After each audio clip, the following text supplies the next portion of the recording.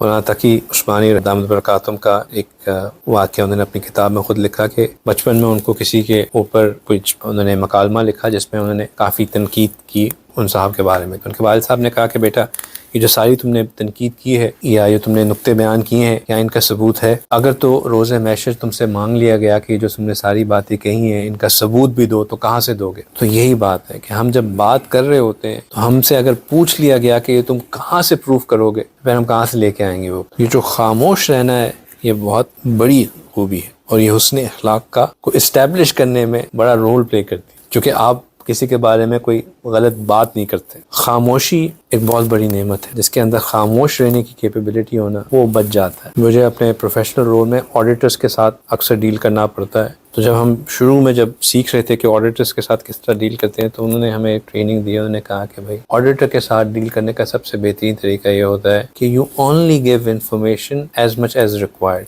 Because auditors کیا کرتے ہیں کہ آپ ان کو کہنا کہ اچھا یہ ہوا تھا نا، یوں ہم یوں کر رہے تھے تو اس میں یہ بات بھی ہوئی تھی، تو پھر یہاں پہ یہ چیز ہوگی. تو کہتے ہیں ایک منٹ جو وہ چیز ہوئی تھی نا پہلے اس کے بارے میں ڈیٹیلز دینا شروع کرو. وہ بات کی اندر جا کے کھال اتار کے اینڈ سڈنلی اب آپ کو نا اپنی کہانی سنبھالنا جو ہے وہ بڑا مشکل ہو جاتی ہے. جتنی بات کرنی ہے نا اتنی کرو، اس سے زیادہ نہ ادھر انفارمیشن نہ ادھر انفارمیشن. اور یہ زندگی کے ہر معاملے میں بڑی چلتی ہے. آخرت میں بھی یہی ہوگا، جب نامہ اعمال کھلے گا نا اس میں تم نے تو یہ بھی کہا تھا، یہ بات وہاں سے بھی کہی تھی، وہاں سے بھی کہی تھی، اب بتاؤ یہ ساری باتیں کہاں سے؟